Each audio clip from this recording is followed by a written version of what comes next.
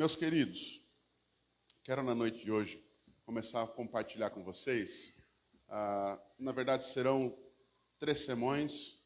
Eu inicio hoje o que a gente chama de sermões sobre Natal. Nós vamos iniciar hoje olhando para o Antigo Testamento, as promessas do Antigo Testamento a respeito de Cristo Jesus. Nós vamos, na semana que vem, dia 15, falar a respeito do Novo Testamento, olhando especificamente para o Evangelho de Mateus. Hoje nós vamos trabalhar Isaías e alguns textos do Antigo Testamento. E no dia 22, Cantata vai estar ministrando muitas coisas, mas no nosso tempo de palavra, que será um tempo bem mais curto, olhando para o Evangelho de Lucas, nós vamos completar os sermões natalinos. Alguns chamam de advento. Eu não acho que seja talvez a melhor palavra para aquilo que eu estou fazendo, ou que eu pretendo fazer nesses dias. Outros apontam a ideia de ser um sermão a respeito, um sermão temático, mas a metodologia, a forma como eu vou estar lidando com esses sermões também não é um sermão temático. Serão sermões expositivos, mas com assuntos únicos, e a gente vai trabalhar muito uma coisa chamada progressão. A forma como que o Antigo Testamento apresenta, como isso se desenrola pelas Escrituras, aí nós vamos perceber como isso se consuma em Cristo e quais os efeitos que isso traz sobre a nossa vida e trouxe pela história até chegar a nós hoje e a esperança que temos. Eu não quero ser teológico, mas hoje, especialmente hoje, há alguns assuntos e alguns termos, talvez temas, que a gente vai lidar com uma forma teológica, porque é necessário que nós também, em algum momento, enquanto pregando, enquanto falando, também estejamos expondo as verdades e os valores bíblicos, que hoje a gente chama de teologia, porque eles são a base da fé. Eles são o chão pelo qual nós firmamos os nossos pés e colocamos os nossos corações. Mas a Catiane sempre brinca, e eu até acho muito bom ela estar hoje comigo, porque ela fala assim: bem, você não está no seminário. Você não está dando aula no seminário, você não está dando aula para outros pastores. É português, então eu vou tentar em português, tá bom? Brincando, mas eu vou tentar de uma forma bem comunicável, mas não rasa. Eu vou tentar lidar com vocês em alguns aspectos, mostrando o que a Bíblia tem. E por que falar que nós não vamos ser superficiais? Porque muitas vezes, irmãos, nós olhamos para o Evangelho ou para os próprios textos bíblicos com algumas convicções de que nós já os conhecemos. Sabe, é que nem você assistir um filme que você já viu. E eu sou meio cinéfilo, né? Aquele apaixonado por filmes. Tem alguns aqui que fazem isso também, que são muito fãs de filmes. E há alguns filmes que quando você assiste uma vez, assiste duas, na terceira você descobre uma coisa que não tinha visto, você percebe uma coisa que não tinha percebido, ou uma cena, uma fala, uma situação, ela faz sentido e nunca tinha feito antes. E eu quero hoje mostrar para você a beleza das Escrituras. Mas não olhando para um senso de um gênero literário ou um texto crítico, olhando para o texto criticamente, ou tentando analisá-lo como poemas ou versos. A ideia não é essa, mas é observar que as Escrituras do Senhor, elas mostram o caráter do Senhor. E nós, por conceito bíblico, cremos num Deus que é santo, que é puro, que é justo, que é bondoso, que é amoroso. E todas essas são características belas. Deus revela o seu caráter e o seu coração por meio das Escrituras. Então hoje eu quero que você possa observar a beleza da graça do Senhor por meio da palavra do Senhor. Eu convido você a abrir a sua Bíblia no livro de Isaías, no capítulo de número 9, nos versículos de 1 a 7. Esse é o texto que eu vou expor nessa noite. Nós não temos projeção, houve uma falha de minha parte em comunicar ao pessoal da mídia o texto. Então, Isaías, capítulo de número 9, versos de 1 a 7. O título desse sermão é O Menino Rei Virá e Reinará.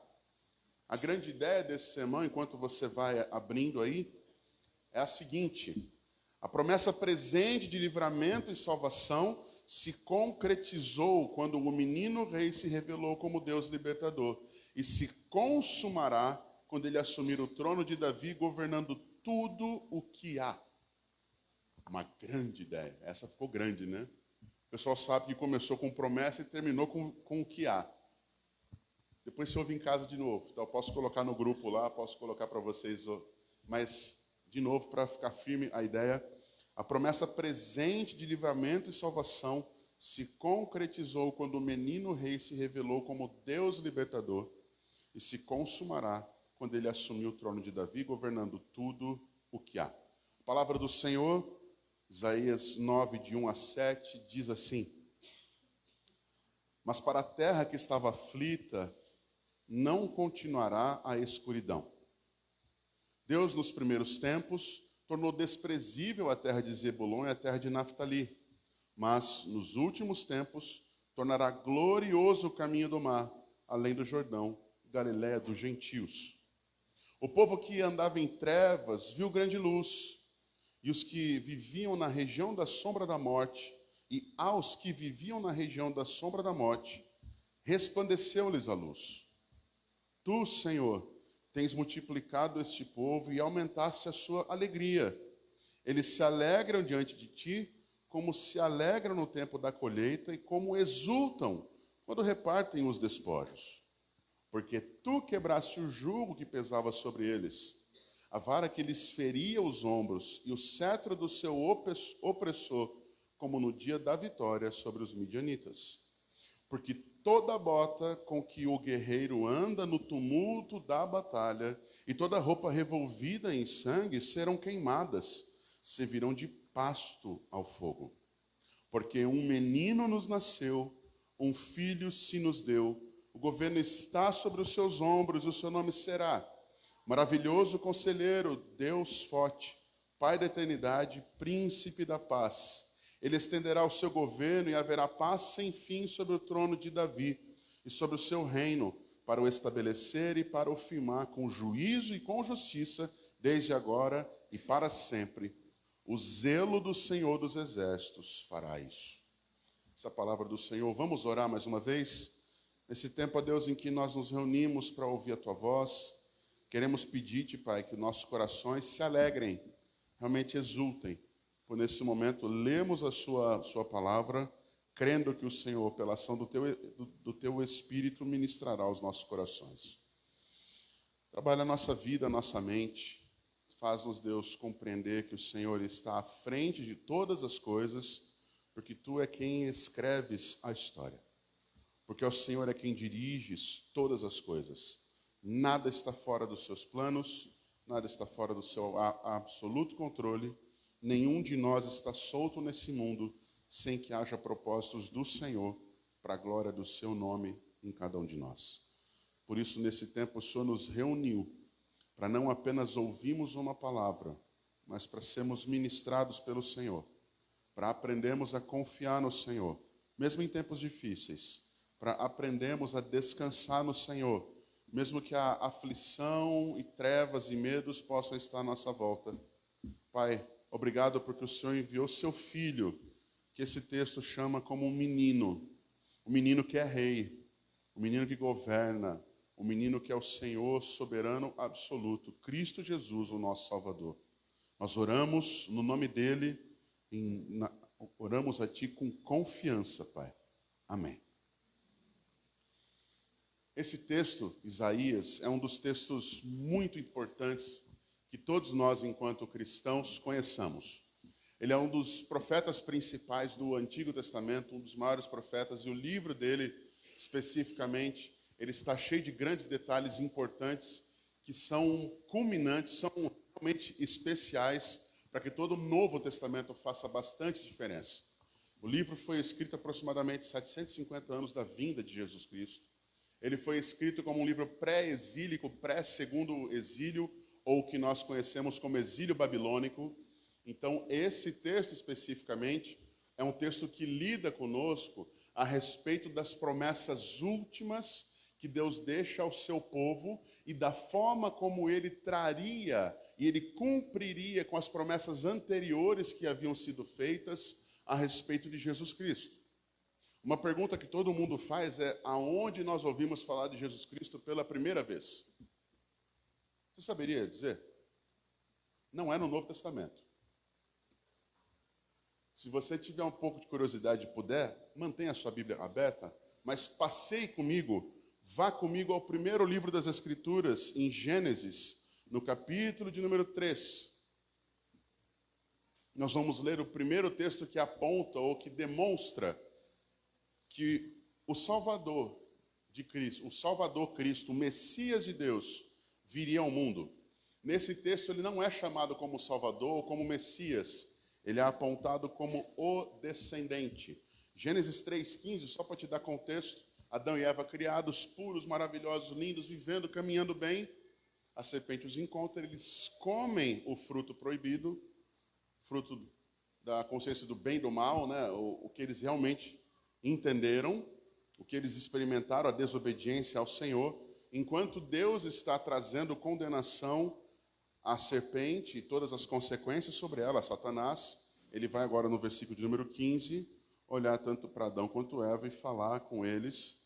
Mas, depois disso ele fala com Adão e Eva, mas a última forma como Deus lida com a serpente é o verso de número 15, dizendo, Gênesis 3,15, afirma, porém inimizade entre você e a mulher, você é que é a serpente, Satanás, entre a sua descendência e o descendente dela. O descendente dela, lhe ferirá a cabeça e você lhe ferirá o calcanhar. Essa é a primeira menção à figura de alguém, o descendente da mulher, alguém que nasceu exclusivamente da mulher, que feriria ou que teria condições e poder de ferir a cabeça de Satanás, uma ferida mortal, enquanto ele no máximo poderia lhe ferir o calcanhar, que é o que nós entendemos e vemos o cumprimento disso, da morte de Cristo enquanto homem na cruz. Essa é a primeira menção que nós temos na Bíblia de que haveria um descendente. E essa é a primeira esperança que é dada para essa morte que acabou de chegar. Adão e Eva não faziam ideia das consequências que a morte traria sobre eles, que o pecado faria sobre eles. E antes que eles tivessem qualquer noção do que significava suor para trabalhar, dores para eles procriarem, para que Eva tivesse filhos, antes de qualquer coisa, Deus, na sua infinita graça e misericórdia e nos seus planos eternos, já lhes proveu um descendente, o descendente, que viria e restauraria as coisas como de fato eram. O texto que nós lemos, ele está dentro de um contexto histórico, de uma nação que caminhou por muitos e muitos anos, que teve diversos reis, que podia experimentar do Senhor grandes coisas, que pôde provar livramento no primeiro exílio, mais ou menos alguns 1000 anos antes do que está acontecendo aqui, onde o Egito domina, né, José e a sua prole, os seus filhos, os seus descendentes, todos aqueles se tornam escravos no Egito. Esse é o primeiro exílio. Por isso que Deus levanta Moisés, e Moisés vem como libertador desse povo. Tudo isso vem acontecendo, a história. Esse povo tem uma promessa de herdar uma terra, e nessa terra eles se estabeleceriam, e eles seriam governados por Deus, Deus lhes seria o próprio rei. Eles viveriam com o Senhor os comandando, os guiando, os suprindo, assim como eles viveram durante os 40 anos do deserto, onde Deus lhes provia comida, Deus lhes provia proteção, Deus lhes guardava do frio com uma coluna de fogo à noite, Deus lhes guardava do calor escaldante do deserto, uma nuvem os cobria. E pense aqui, nós estamos falando de uma multidão de aproximadamente 2 milhões de pessoas caminhando no deserto por 40 anos. O texto bíblico é tão preciso e ele é tão precioso em mostrar a graça de Deus, apontando que nem as roupas ou os calçados deles se gastavam. Deus como provedor, cuidador do seu povo. Deus como rei que não apenas lhes dava ordens, mas os supria, os alimentava, os amava, os guardava. Se relacionava com eles por meio de um homem, no caso ali Moisés, como um mediador naquele tempo. O problema é que o texto vai caminhando o tempo também, não só o nosso tempo aqui presente, mas a história. E o livro de Samuel vai nos apontar que o povo começa a olhar para os outros povos. Moisés havia morrido, Josué também ali, agora estamos na época dos juízes, e Samuel, o último juiz, além de ser profeta. E nesse tempo, o povo olhando para os outros povos, ele faz a seguinte fala: nós queremos ter um rei como os outros povos têm. Samuel fica de cabelo em pé, é uma frase aterradora, porque eles estão literalmente dizendo: não queremos mais que Deus nos governe, mas queremos ter um homem. Alguém como nós que nos governe, que nos lidere, que nos conduza. A realidade bíblica aponta que quando Samuel chega ao Senhor e fala com ele, com o coração quebrantado, achando que Deus vai agora destruir o povo, Deus diz: Samuel, aquiete-se. É uma versão livre minha, ok? Uma tradução do pastor Joel. Aquiete-se. Mas ele fala: saibam que eles não estão rejeitando você, mas eles estão me rejeitando. E é exatamente nesse tempo em que um rei é levantado conforme o povo queria, e Saul, alto, forte, belo. Alguns estudiosos falam que ele era parecido comigo, mas isso é um pequeno detalhe histórico só. Por isso que a Catiane apaixonou-se. Só para a gente rir. Mas ele era tudo aquilo, talvez, que os homens queriam. Entre o próprio povo, ele era um dos mais altos, dos mais vistos. Ele era literalmente vistoso. Mas um homem com um coração distante do Senhor. Tão distante do Senhor que ele vai se consultar com uma necromante, uma cartomante, uma pessoa que está falando com mortos. Tão distante do Senhor que ele tem a ousadia de querer oferecer sacrifícios para o Senhor, não sendo ele sacerdote, achando ele que poderia fazer isso, e que Deus acharia graça, no sentido de daria-lhe graça e aceitaria um coração perverso. Deus rejeita Saul. Deus suscita, levanta o rei segundo o coração dele, que não é um rei perfeito, mas é um homem. E 2 Samuel, capítulo 2, verso 7, vai nos apontar isso. Se você puder abrir a sua Bíblia lá, verso 12, perdão, 2 Samuel, capítulo 7, versículos de 12 a 17, por meio de Natã, o profeta Natã, Davi vai ouvir uma das promessas mais valiosas e que faz absoluto sentido para o texto que nós lemos de Isaías. O povo já havia experimentado Samuel como um grande... 2 Samuel, capítulo 7, versículos de 12 a 17. Ok? Esse texto vai nos apontar a profecia que Natã trouxe para Davi, e essa profecia, na verdade, é uma aliança. É a aliança davídica, onde Deus afirma que do trono, da descendência de Davi, da linhagem dele, ele suscitaria, ele levantaria o seu rei, que não era mais Davi, mas o rei final, aquele que de fato governaria. A partir do verso 12 de 2 Samuel 7, a palavra diz assim: quando seus dias se completarem e você descansar com os seus pais, então farei surgir depois de você o seu descendente, que procederá de você, e estabelecerei o seu reino. Este edificará um templo em meu nome, e eu estabelecerei seu trono, estabelecerei para sempre o trono do seu reino. Eu lhe serei por pai, e ele me será por filho. Uau! Percebe? Deus firma uma aliança. E observe, verso 15.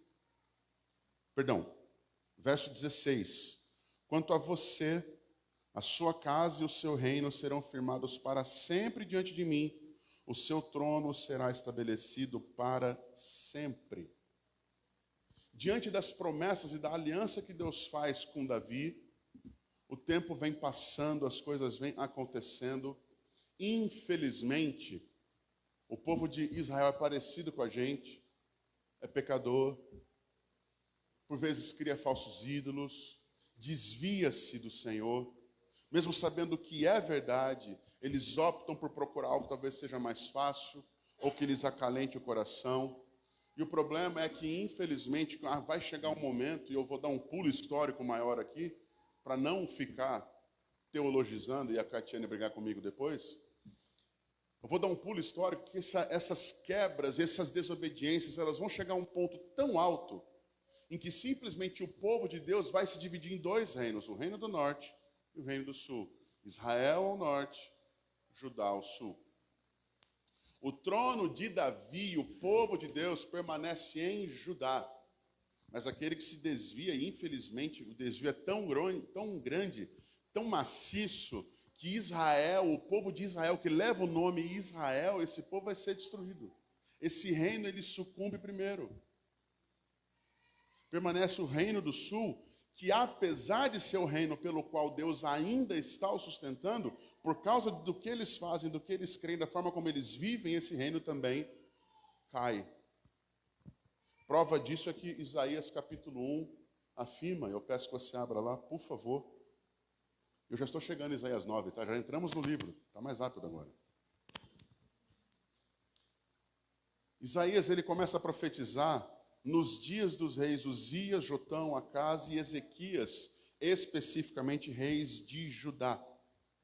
E a forma como Isaías começa a profetizar ou a falar, a apresentar diante da nação o que está acontecendo, é uma acusação de Deus ao coração e à desobediência deles. O texto começa afirmando assim: escutem os céus, verso 2, capítulo 1, verso 2. Escutem os céus, ouçam a terra, porque o Senhor é quem fala. Criei filhos e os fiz crescer, mas eles se revoltaram contra mim. Verso de número 4. Ai desta nação pecadora, deste povo carregado de iniquidade, são descendência de malfeitores, filhos que praticam o mal, rejeitaram o Senhor, desprezaram o Santo de Israel, voltaram para trás. Verso 7. A terra de vocês está devastada, as cidades foram consumidas pelo fogo, quantas lavouras os estrangeiros as devoraram na presença de vocês. E a terra se acha devastada como numa destruição feita por estrangeiros. A filha de Sião foi deixada como cabana na vinha, como choupana no pepinal, como cidade sitiada. Parece com aquela terra de que mana leite e mel, ao qual o Senhor prometeu que daria ao seu povo? É a mesma terra. O que mudou? O coração e a mente do povo. Todas as vezes que o homem se afasta de Deus, desobedece às ordens e a graça do Senhor é rejeitada, a consequência disso é destruição. A consequência disso é dor, é sofrimento, é tragédia. Israel viveu isso por diversas vezes. Gerações experimentaram isso. Mas Deus nunca mudou os valores e princípios dele, e nem as alianças dele foram quebradas com o homem. Por diversas vezes os homens rejeitaram o Senhor, mas Deus não mudou a forma como ele trataria com os seus filhos. E o verso 9 do mesmo capítulo 1 afirma o seguinte, apontando a graça e a misericórdia do Senhor. Se o Senhor dos exércitos não nos tivesse deixado alguns sobreviventes, nós já teríamos nos tornado como Sodoma e semelhantes a Gomorra. Esse texto é para quem? Para o reino de Judá, o povo de Deus, que se Deus ainda não lhes tivesse derramado graça e misericórdia, eles teriam recebido a mesma condenação que Sodoma e Gomorra haviam recebido séculos antes. O que aconteceu com eles? O texto o texto do Antigo Testamento aponta que a iniquidade, o pecado deles subiu à presença do Senhor e Deus os destruiu com fogo e enxofre vindo dos céus. Pastor, a pregação não era sobre Natal? Está acontecendo, pastor. Cadê o Natal aí, senhor?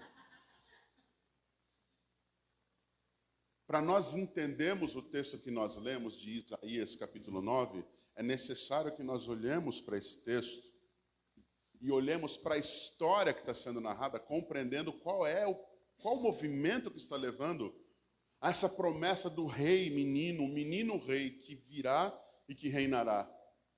É necessário olhar para o estado, para a situação, para a condição e perceber que a graça de Deus não é uma graça que simplesmente olha para nós e fala assim, vou dar uma bênção para ele. Não, Deus ele age de uma forma onde era absolutamente impossível e infrutífero para o homem tentar fazer qualquer coisa que agradasse a Deus, porque o estado do pecado na vida, tanto do povo quanto nossa, sem Cristo, é um estado de absoluta, e não há termo gospel para isso, é absoluta desgraça, ausência de graça. Observe ainda no capítulo 1, por favor, como Deus lida com o culto deles. A partir do verso de número 12, capítulo 1 ainda. Quando comparecem diante de mim, quem requereu de vocês, ao menos colocar os pés nos meus átrios? Não tragam mais ofertas vãs. O incenso para mim é abominação. As suas festas de lua nova, os sábados, a convocação das assembleias. Eu não posso suportar a iniquidade associada à reunião solene. O que Deus está dizendo? Ele odeia o culto hipócrita, onde o pecado é a vida dos seus filhos até eles chegarem no templo. Onde Deus é aquilo que eu cultuo em algum momento porque eu sou religioso, mas a minha vida sem Deus é absolutamente distante. Deus rejeita o culto do seu próprio povo. Essa fala dele, quem que permitiu vocês colocarem o pé na minha presença? Se vocês estão cheios de pecados. Mas Deus, ele é gracioso. Ele não apenas aponta o pecado, ele convida a transformação, a renovação. Verso de número 16. Lavem-se e purifiquem-se. Tirem da minha presença a maldade dos seus atos. Parem de fazer o mal. Aprendam a fazer o bem. Busquem a justiça. Repreendam o opressor. Garantam o direito dos órfãos. Defendam a causa das viúvas. Verso 19. Se vocês estiverem dispostos a me ouvir, comerão o melhor dessa terra. Mas se recusarem e forem rebeldes, vocês serão devorados pela espada, porque a boca do Senhor o disse.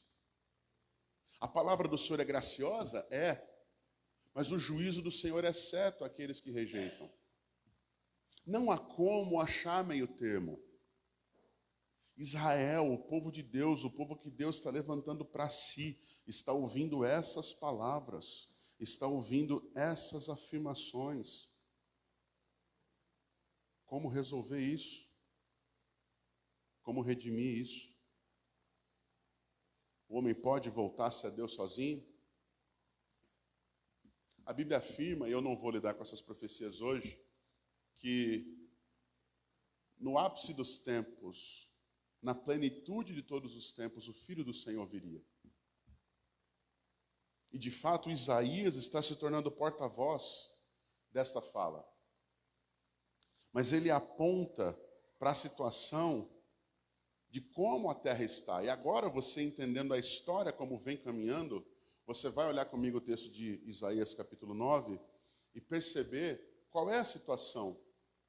Porque quando nós lemos esse texto e falamos que a terra estava aflita, mas para a terra que estava aflita e não continuará na escuridão. Espera aí, como é que essa terra vivia então? Aflita em absoluta cegueira. Eles não sabiam o que fazer, não havia mais opção alguma do que eles poderiam viver. O pecado lhes havia cegado a ponto de não conseguirem mais ser aceitos no culto a Deus. E nós não estamos falando de um povo que não conhecia a Deus ou que não tinha alianças com Deus.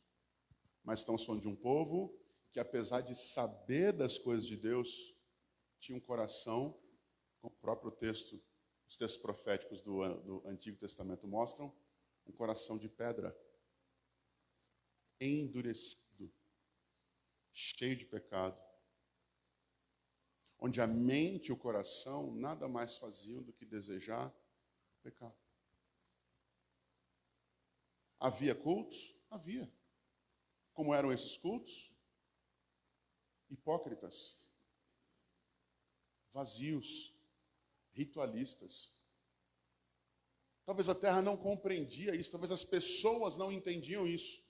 Mas para a terra que estava aflita, não continuará mais a escuridão. Deus, verso 1, nos primeiros tempos tornou desprezível a terra de Zebulon e a terra de Naftali. E eu vou falar sobre isso domingo que vem com mais calma, com mais precisão. Mas nos últimos tempos tornará glorioso o caminho do mar, além do Jordão, Galiléia dos gentios. O que Isaías está fazendo nesse momento é apontando para que daquele lugar que tornou-se desprezível, Zebulon, terra de Naftali, a própria Galiléia, e você vai lembrar, quando Jesus vem e fala, olha, tem um galileu fazendo determinadas coisas, fazendo coisas incríveis, o que os mestres da lei falam? Pode vir algo bom da Galiléia? Você já está vendo os links. Por quê? Porque quando houve a invasão dos assírios e dos babilônios para o segundo exílio, os primeiros lugares destruídos foram esses. Foram avalaçados? Não, é isso mesmo? Obrigado, gente, vocês acertaram. Não entendi nada, agora ficou pior. Eles foram muito destruídos. Pronto. Isso. Essa palavra. Eu sabia que não ia ser. Eu passei a tarde treinando, não deu certo. Foi avassalador. Acertei? Essa palavra foi avassaladora comigo também. Essas terras foram destruídas e a forma como elas foram destruídas tornou-se um eco para que nada de bom pudesse vir delas. Os versículos 2 e 3 do texto que nós estamos lendo, eles apontam para uma esperança. Em algumas Bíblias, essa parte, inclusive, ela vai estar um pouco deslocada das margens, como se estivesse um pouco mais central, porque ela está escrita em forma de poema. Ela está escrita em forma de citação. E é impressionante como esse texto, ele aponta para uma esperança que, para eles, talvez era algo completamente distante. Por conta dos seus pecados e da vida que tinham, da forma como estavam lidando, eles esperavam talvez a tragédia vir como a sua melhor amiga e não a graça do Senhor. E a palavra deles, a palavra que eles ouvem é essa, versos 2 e 3. O povo que andava em trevas viu grande luz. Aos que viviam na região da sombra da morte, resplandeceu-lhes a luz. Duas coisas importantes nesse texto. Quem está agindo aqui? O povo está vendo, mas como é que essa luz apareceu para eles? A luz resplandeceu, a luz brilhou sobre eles. Não foram eles que provocaram a luz brilhar. Não foram eles que fizeram algo que fez com que a luz brilhasse. A luz resplandeceu sobre as trevas. A luz de Deus manifestou-se sobre aqueles que não mereciam qualquer coisa do Senhor. A graça do Senhor demonstra-se sobre eles. Esse povo que andava em trevas merecia trevas, mas o povo que andava em trevas viu a luz. Tu, Senhor, tens multiplicado esse povo e aumentastes a sua alegria, como eles se alegram diante de ti, como se alegram no tempo da colheita e exultam quando repartem os despojos. E aqui é impressionante porque essa fala, ela mistura tempo passado, presente e agora futuro. Você vai perceber que os versículos 4, 5 e 6 começam com um porquê junto. Carga coloca sobre os animais. Jugo é aquela madeira em forma de jugo que é colocada nas costas dos animais para que eles possam suportar o peso das carroças. Então o Senhor, Deus quebrou o jugo, o peso que estava sobre eles. A vara que lhes feria os ombros, literalmente eles eram cutucados como animais. Sofrimento, escravidão. Essa vara foi quebrada. O cetro, sabe o que é um cetro? Já viu reis? Os reis não sempre têm algo na mão como uma haste. Aquilo é um cetro, aquilo demanda poder, aquilo outorga autoridade. Um rei tem que ter um cetro porque aquilo é um reconhecimento de todos, de que é ele quem tem poder. O que é que Deus faz com o trono ou com o cetro dos inimigos? Ele quebrou o jugo, ele quebrou a vara, ele quebrou o cetro dos opressores, como no dia da vitória sobre os midianitas. A citação, a forma como Isaías está falando, ele está apontando para Juízes, capítulo de número 7. Quando Gideão e os 300 vencem. Uma vitória absolutamente improvável. Mas uma vitória onde Deus vence. Onde Deus age de forma soberana, sobrenatural e faz algo que era impossível aos olhos do povo. Eles se alegram porque o jugo, a vara e o cetro foram destruídos. Serão destruídos. A segunda razão, um perdão importante aqui, só uma coisa. Essa fala significa que a opressão que está chegando sobre eles, tanto os assírios quanto os babilônios, o povo babilônico, eles não subsistirão, eles não prevalecerão diante do Senhor. O castigo virá? Virá. Mas os seus algozes, aqueles que virão lhes causar sofrimento, não ficarão impunes, eles serão destruídos. Nós vivemos uma época hoje onde qualquer injustiça está sendo muito vista, não é verdade? A gente está vendo injustiças para todos os lados e às vezes tentamos fazer justiça própria. Quando nós nos colocamos em uma condição semelhante a desses homens de estarem sendo subjugados por um outro povo, que condição eles poderiam ter de derrubar uma nação, uma pessoa sozinha? Poderiam? Nós, por vezes, passamos por situações onde simplesmente a justiça é injusta. A justiça pesa para um lado. A justiça, ela não é cega, ela só está olhando para quem talvez interesse. Como é que nós nos sentimos nessas horas? Capazes? Felizes? Simplesmente somos incapazes de fazer qualquer coisa. O que é que o Senhor está dizendo? Vocês poderão sofrer, mas vocês serão vingados.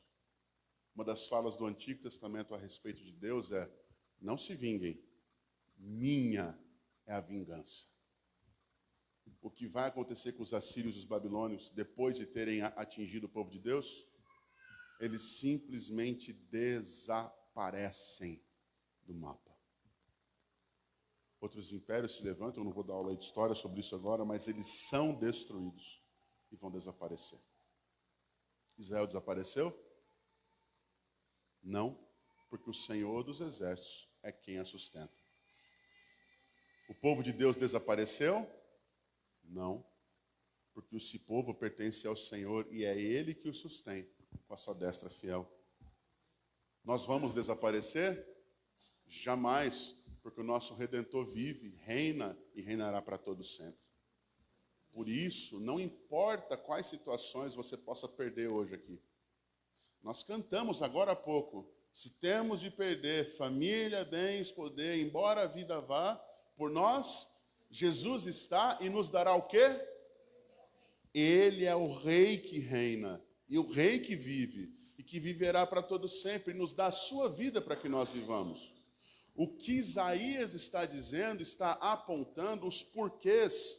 Eles são exatamente razões pelas quais o povo naquele tempo, 750 anos antes de Jesus, deveria crer que as injustiças não seriam deixadas de lado, que Deus não os deixaria sozinhos. E essa é a mesma razão pelas quais você e eu podemos crer e precisamos confiar no Senhor, de que o nosso Deus não muda, que as suas promessas não mudam e que o caráter dele não muda. Ele é absolutamente crível, confiável. Nós precisamos e devemos confiar no Senhor. Por que mais esse povo deveria confiar? Verso 5. E esse daqui talvez seja um dos mais enigmáticos. Você fica olhando e fala assim: o que tem a ver bota de guerreiro aqui? Que história é essa? Por que de novo? Por que de razão? Porque a bota com que o guerreiro anda no tumulto da batalha e toda a roupa revolvida ou respingada de sangue serão queimadas. Elas servirão de pasto ao fogo. A primeira razão pela qual eles poderiam confiar é que Deus traria livramento sobre os assírios e sobre os babilônios. Sabe qual é a segunda razão? Por mais que houvesse destruição e guerras, os guerreiros dos inimigos serão mortos e destruídos, e o nosso Deus trará paz. Da forma como a gente quer? João 14 afirma o quê? Deixo-vos a paz eu vos dou, não como o mundo a dá. Para o crente, para o servo de Deus, paz nunca foi ausência de problemas. Paz é certeza do cuidado, presença e soberania do Senhor sobre a sua vida em toda e qualquer circunstância. É isso que nos traz paz. Não é não perdermos, mas é perdermos sabendo que ganharemos o reino se permanecermos firmes no Senhor.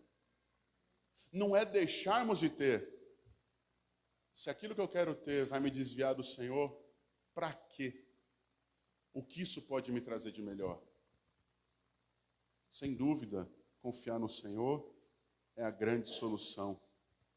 O terceiro porquê, e aqui agora, observe que o texto vai mudar para um presente, para o tempo presente. E o texto afirma, porque um menino nos nasceu, um filho se nos deu, e o governo está sobre os seus ombros, e o seu nome será Maravilhoso Conselheiro, Deus Forte, Pai da Eternidade e Príncipe da Paz.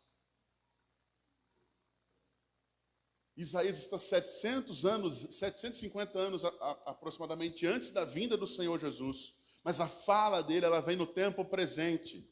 Um menino ele faz parte disso. O menino nos nasceu, ele nos foi dado. Porque ele cria e sabia que o descendente da mulher nasceria e viria em poder. Ele cumpriria, sim, o reinado do Senhor, porque o Senhor havia prometido a Davi, o rei segundo o coração dele, de que o trono de Davi não seria esvaziado, mas, na verdade, da linhagem de Davi, Deus levantaria o seu rei para governar para todo o sempre. Um menino nos nasceu, um filho se nos deu. E olha só a afirmação dele. E o governo está. Não esteve e não vai estar. Ele está sobre os seus ombros. Seu nome será Maravilhoso Conselheiro. Uma tradução mais literal talvez seria uma maravilha de conselheiro, mas não é um nome de um homem, por isso Maravilhoso Conselheiro. Mas observe os nomes que não são ligados a reis agora, mas são ligados a Deus. Deus Forte. E não é simplesmente um Deus que tem algum tipo de poder, mas a palavra ela tem a ver que é um Deus tão forte que ele tem a condição de ser heróico. A tradução da palavra é Gibor, hebraico. É um Deus que é poderosíssimo, fortíssimo, absoluto em todos os seus atributos de força, incomparável. É o tal do El Gibor. Esse é o nome pelo qual o menino será conhecido. Esse rei pode ter algum outro nome? Você não tem Alexandre o Grande? O nosso também é conhecido como Pai da Eternidade. Isso é o nome de um rei comum? Isso é o nome que você daria a um menino? O Rei do Senhor vem como menino. E é por isso que quando ele vem, ele não é reconhecido. As pessoas acham que ele já chegaria em poder com um grande exército. Os judeus aguardavam um rei com influências políticas. Mas assim como lá no fundo tem uma imagem que representa é um simples desenho. Ele nasce numa manjedoura humilde, em uma estrebaria, como um simples bebê, dependendo dos seus pais. Mas isso não lhe tira, em momento algum, o poder, o ato de ser pai da eternidade e a última característica, ele é o príncipe da paz. Ele é o que de fato trará paz definitiva. E sendo ele o Pai eterno, é uma paz que não tem mais fim. Israel aguarda. Nesse exato momento, os israelitas estão em guerra por causa da vida e do temor que eles têm pelo Senhor. Nós estamos em 2024 e temos visto Israel sendo perseguido desde que nasceu. Nós temos visto que quando a igreja nasceu, a partir do sacrifício do Senhor Jesus, mas especialmente da sua ressurreição e do derramado do seu Espírito, a igreja tem passado por perseguições. A igreja tem passado por lutas e guerras. Nesse exato momento em que nós aqui com liberdade cultuamos o Senhor, em outros locais do mundo há cristãos sendo torturados e mortos. Mas essa guerra que o inimigo pode produzir, um dia será cessada. As Escrituras apontam que com o sopro de sua boca, o Senhor Jesus destruirá Satanás. Nós não cremos num Deus qualquer. O Deus que nós proclamamos é o Senhor da glória, Todo-Poderoso. Mas sabe o que é o mais interessante? As profecias que apontam este Jesus, volta uma folha, por favor, em Isaías capítulo 7. A promessa desse Senhor, ela se dá no verso de número 14 também, apontando o seguinte: porque o Senhor, aqui falando sobre Deus, o Senhor Deus mesmo lhes dará um sinal. Eis que a virgem conceberá, e lhe dará à luz a um filho, e ele será chamado Emanuel. Pois é, a virgem conceberá. O descendente da mulher, de Gênesis 3,15, só pode ser o descendente da mulher se ele for gerado por uma virgem. Não de uma forma comum como homem e mulher reproduzem-se, mas por uma semente especial que a gente vai ver na semana que vem, que Deus coloca no ventre da mulher virgem. E ela assim concebe. Esse maravilhoso conselheiro, esse Deus forte, Pai da eternidade e Príncipe da paz, ele não apenas faz essas coisas olhando para o futuro e para a eternidade, mas observe o que o texto bíblico afirma no verso 7. Ele, esse menino rei, ele estenderá o seu governo e haverá paz sem fim sobre o trono de Davi e sobre o seu reino, para o estabelecer e o firmar com juízo e com justiça, desde agora e para sempre. Qual é a luta do povo? Injustiças, atrocidades, desgovernos. Nós estamos falando do Brasil? Nós estamos falando do mundo, e olhando especificamente para o texto, Israel. Esse é o padrão da vida em pecado. Esse é o padrão dos governos corruptos, sejam eles quais forem. Esse é o padrão das famílias que se corrompem. Esse é o padrão das empresas, de todos aqueles que agem de forma desconectada do Senhor. Injustiças, impurezas, pecados, devassidão. Mas aquilo que lhes aflige, Deus trará solução final em Cristo. Quem afirma isso? Como é que você pode, pastor, garantir isso? Qual é a última frase do verso 7? O zelo do Senhor fará isso. Cuidado. A ação do Senhor fará isso. Não há uma promessa que Deus tenha dado ao seu povo que não tenha se cumprido. Não há uma palavra do Senhor, uma vírgula dita, ou como a própria Bíblia fala, um iota, né? que é como uma vírgula no texto hebraico. Não há qualquer sinal que Deus tenha dito e não tenha se cumprido. Os que não se cumpriram, nós aguardamos. A pergunta é, nós aguardamos? Com que esperança? Será que as promessas de que Deus será justo, vai nos livrar do mal, dos opressores, assim como fez com Israel, livrando-os dos assírios e dos babilônios? As promessas de que Deus nos trará alívio final, de que Deus trará paz plena, de que Ele dará o seu rei de forma definitiva e que Ele reinará com justiça, num trono de igualdade, com juízo, desde agora para sempre. Será que nós cremos nisso a ponto de descansarmos nele? Ou será que nós ainda continuamos brigando com justiça própria, pedindo ao Senhor que Ele faça o que nós achamos justo e não aquilo que é justo diante de quem nós mesmos somos?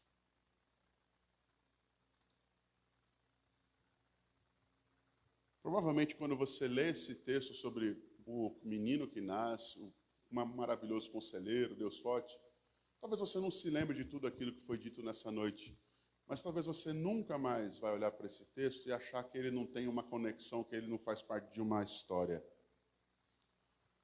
O apontamento de que Deus de fato cumpre isso se cumpre lá em Mateus capítulo 4, versículos 12 ao verso 17, mas a gente não vai ler isso hoje, porque isso vai ser trabalhado na semana que vem. Mas o cumprimento real é feito apenas para que as pessoas vissem as coisas acontecerem, mas sim para que elas lembrassem do que foi dito e percebessem que Deus não apenas disse: eu quero terminar minha casa primeiro. Não, eu quero que o Senhor Jesus venha, venha logo, mas eu quero casar meus filhos, quero ter netos, quero ter bisnetos. Quer mesmo? Você está colocando suas esperanças e expectativas à frente das promessas e esperanças do Senhor. Nós dizemos que celebramos a Cristo no Natal, o nascimento e a ressurreição, principalmente no nascimento dele, sem compreender que o nascimento dele foi para nos livrar da morte certa. Às vezes, irmãos, nós simplesmente perdemos o foco do que é a realidade, das datas e da esperança que temos. Nossas casas agora no fim do ano, muito provavelmente estarão cheias de símbolos natalinos que não remetem em nada a Cristo Jesus. Quanto mais a história por trás e aquilo que de fato nós estamos olhando para as Escrituras, sobre quem Jesus é e o que ele veio fazer. A pergunta que a gente deve fazer agora: pastor, esse sermão não era para ser de Natal? O verdadeiro Natal foi o nascimento de um bebê puro para morrer. Para morrer por gente que não presta. Por gente que se desviou dele, que o rejeitou. O Natal é a luz resplandecendo sobre as trevas, mas sobre gente que gosta das trevas. E que por muitas vezes a gente está talvez que nem Israel, adentrando aos átrios do Senhor com uma vida absolutamente cheia de pecados, achando que entrar aqui te torna mais puro. O que nos torna mais puro é o sangue desse bebê que nós celebramos o nascimento, vertido e derramado sobre nós. Nós devemos celebrar o Natal porque é por meio do nascimento de Cristo que nós temos esperança. Fato, verdade. Mas nós não podemos ignorar que o Natal também é o nascimento de um inocente para morrer por aqueles que não são inocentes. Israel sabia disso. Deus sabia disso. E como Romanos 5,8 afirma, mas Deus demonstra seu amor para conosco, tendo Cristo Jesus morrido em nosso favor, sendo nós ainda pecadores. mas a graça de Deus se manifestou salvadora por meio de Cristo Jesus. Por isso, nós precisamos avaliar se de fato esse Deus, esse menino que é rei, ele só é celebrado no Natal nas nossas vidas, e logo nós só saímos entregando presentes, e é muito bom a gente ter essas confraternizações, eu não sou contra, tá? Vamos falar assim, esse pastor é contra o Natal, não sou contra o Natal. Mas o Natal que não tem a ver com Jesus é só comércio. É desvio. E é exatamente por essas coisas que o povo andou em trevas. E exatamente pelos desvios e as influências daquilo que os levou para longe dos propósitos de Deus, que esse povo sofreu e viveu tanto injustiças, dificuldades, consequências do pecado.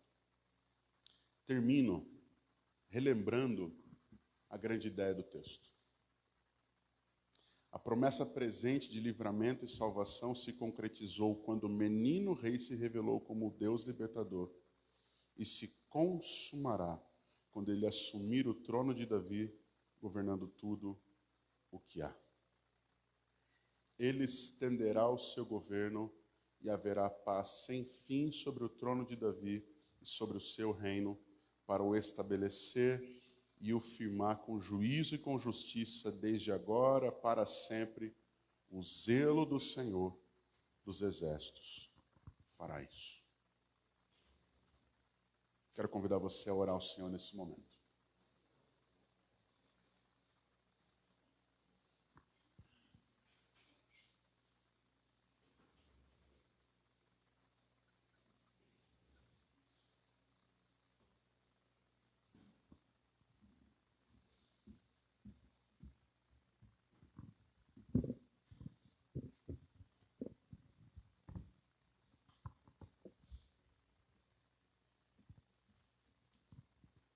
Senhor Deus, nesse tempo em que nós temos os olhos abertos pelas Escrituras, eu peço ao Senhor que nos mostre, Deus, se temos de fato entendido, ou se nós em algum momento entendemos verdadeiramente o sentido do que é o Natal, do que é o nascimento de Cristo Jesus por nós. Não permita, Deus, que as trevas venham tirar a beleza e a graça que o Senhor derrama por meio da Sagrada Escritura, mas principalmente da revelação, da chegada de Cristo Jesus, ainda como menino, ainda que em uma manjedoura, ainda que em uma família, ó Deus, que não fosse a família mais rica ou que tivesse qualquer tipo de governo nos seus afazeres normais. Nos faz, ó Deus, perceber que o Senhor conduz a história soberanamente, mas quer que nós conheçamos a história completamente. Para que as razões de nossa fé não se tornem, ó Deus, meramente o que ouvimos falar de outras pessoas, mas sim, ó Deus, bases sólidas, argumentos das Escrituras, que não apenas nos instruem a mente, mas que nos fortificam o coração, nos reavivam a fé e nos trazem propósitos genuínos no Senhor. Te pedimos, Deus, que nos dias que estão chegando, e especialmente no momento em que nós, daqui a alguns dias, vamos celebrar, ó Deus, o nascimento de Cristo Jesus, que nós tragamos à mente, ó Deus, e tenhamos realmente a consciência daquilo que de fato significa o nascimento do Salvador, a vinda dele, por que ele veio e quais são as consequências disso sobre nossas vidas e sobre aqueles que não creem. Guarda nossa mente e nosso coração, Deus. Dá-nos uma semana firmada no Senhor. Abençoa as nossas vidas. É a nossa oração a Deus em nome de Jesus. Que a tua graça, que o teu amor, que as consolações e exortações do teu Espírito sejam sobre nós. Oramos em nome de Cristo. Amém.